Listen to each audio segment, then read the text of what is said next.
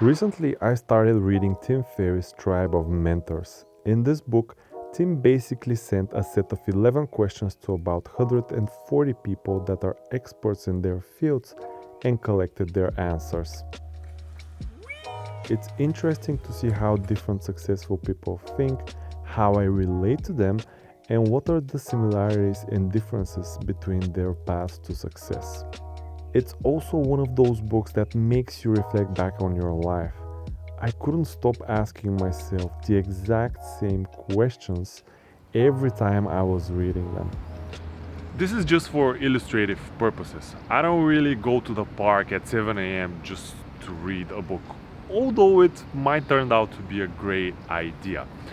In this video, I'm gonna answer all the questions from this book, and I encourage you to do exactly the same together with me. Spend some time reflecting on them, and if you feel like it, let me know in the comments which one was your favorite and what was the answer. Who knows, maybe one day you will make it into a Tim Ferriss book, or maybe in some of my books someday.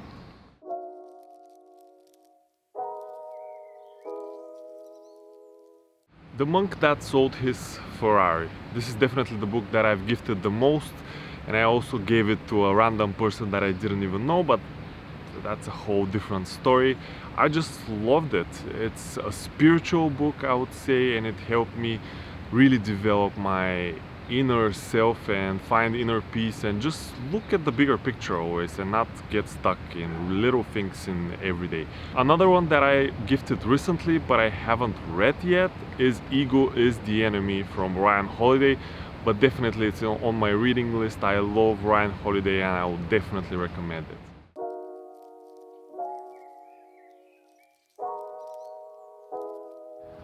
An IKEA desk that was worth about $70. It sounds weird, but it was a breath of fresh air. There's just something very weird about buying new things that makes you feel great. It gets you those endorphins, and I really needed a new desk. The old one was kind of broken and I hated it. There was all this negative energy around it, which is another different story anyway.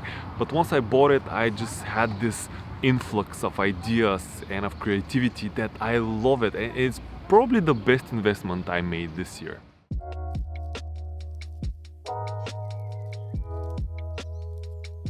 Definitely this was my volleyball career. It's not a favorite failure of mine, but definitely it's the biggest.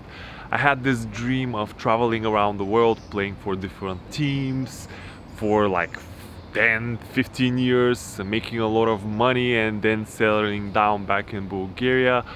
But I got injured and I had to quit, and I truly believe this was all my fault. I didn't have the right sleeping habits, eating habits, I wasn't practicing well enough, I wasn't dedicating any time to mental preparation, or I wasn't even practicing long hours or researching on different techniques and studying tape and all those things that a professional athlete of high level needs to do. So it was absolutely my fault, and I was just drifting through my career, not doing enough. And now this is like a wake-up call for everything I do. I always constantly ask myself, have I done enough? Have I researched enough? Have I worked enough hard to make this happen? And if the answer is no, well, then I know what needs to be done. And actually I consider that this is the reason for whatever I've achieved in my life until now.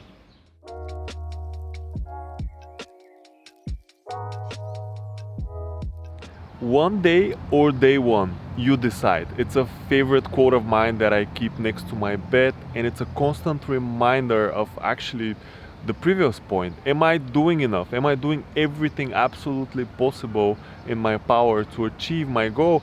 Or am I just slacking, scrolling through the phone, and will that cost me in the future?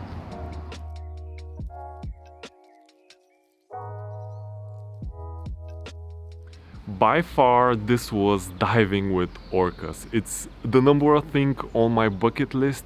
It was a huge financial stretch for me back then. It's still quite expensive, but I would definitely want to do it again. But it just proved me that absolutely everything is possible. I had lost any hope that there is any chance of diving with orcas anywhere in the world, but this trip showed me that it's phenomenal and it's possible, and I just did it. And the best part was that the year before I went, because I booked it quite early, and the year after I went, I still remember it. Even to this day, when I remember it, I still live it. And this emotional investment that I made, it's the biggest driver and the biggest motivator for me ever.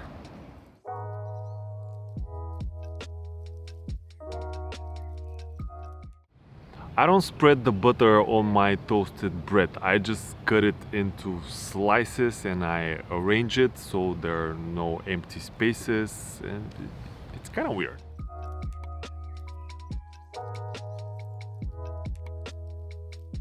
Definitely this is the habit of learning, reading, listening to books, online classes, anything you can imagine. Before that, I was just going to work, going home, meeting with friends, not doing anything extracurricular.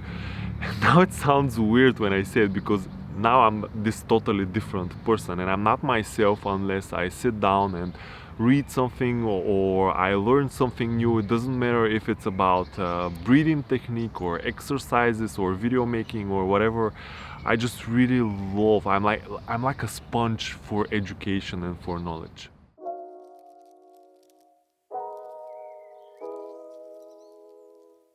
That's actually advice that I would give to absolutely anyone. It doesn't matter if you will chase education or if you're not that smart of a student. Try to find your passion as early as possible in life. There are a few lucky people that were born with this passion, and I was actually one of them. I had my volleyball career, but it fell apart. So then after my depression and everything, I had to find another passion to chase. Then I lost that one too. Then I have a new passion that I'm now chasing. You know, it's a constant process and you need to know how to do this, because once you find your passion, every day will be pleasure for you. And if you find a way to make money out of it, you won't ever have to work a day in your life because you love it so much.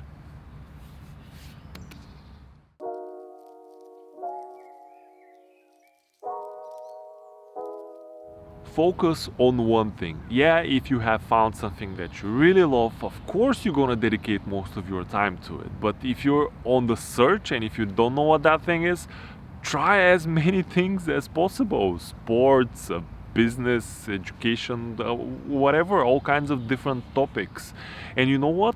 I've been doing this my whole life, and the experience I get from very little things that I chase for a week or a month or 2 months or maybe a year, you never know when you're going to need this knowledge, and it's actually very helpful for your brain. And then when you're faced with a bigger obstacle, you're more creative and you look for a solution in different areas of your life because you have this different experience.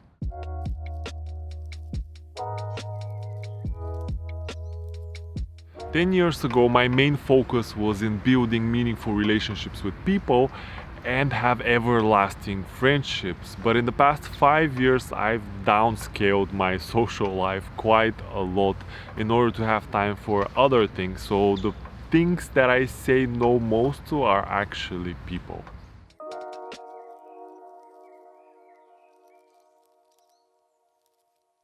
My main two things are working out and going outside in nature. And if I can combine them both, that's just perfect. I try to get my mind off whatever I'm into, even for an hour or two. And first of all, nothing is that important that it cannot wait for an hour or two, or even a day or two. The most important thing is your health. Another thing that I do is just sharing the issue or the obstacle that I have with my closest people. This way it lets me think out loud, and also once you tell somebody, the demons in your head somehow lose power over you, and then you're able to think clearly and find solutions faster. While reading this book, one thing stood out, that there is just no one way to succeed. It's not just a highway that if you get into it, you'll be successful. No, everybody does it in a different way and in a different time frame. You might be 20 and you might be hyper successful. Some people don't get successful until their 60s and so on. If you find your goal and you persevere and you chase your dream, at some point you will achieve it. Just put your heart into it, and maybe some days you will make it into a Tim Ferriss book. Tim, if you're watching this, share this video. Ciao.